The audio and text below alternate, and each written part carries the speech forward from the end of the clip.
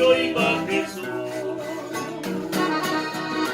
y una gran multitud iba tras él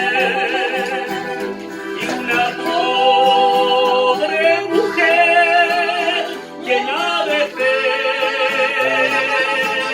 no miró la multitud, pues le tocó. Haz tú cual la mujer que fue y tocó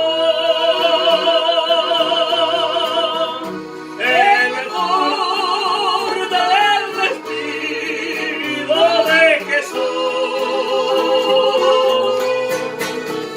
Virtud salió de él y ella sanó. Y si le tocas tú, sana también.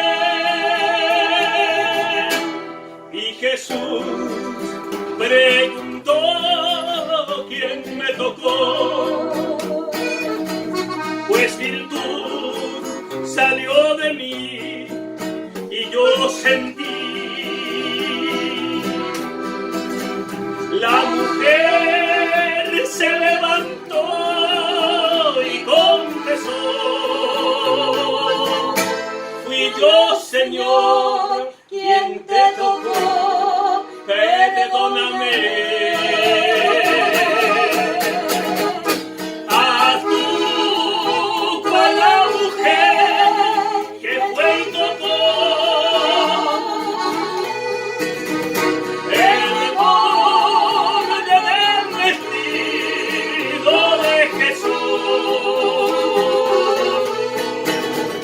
Virtud salió de él y ella sanó. Y si le tocas tú, sanas también.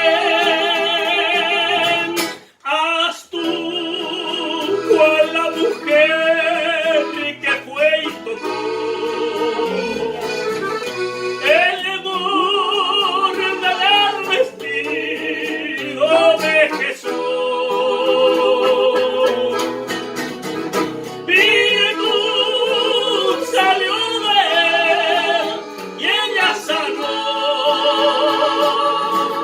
Y si le tocas tú, sanas también.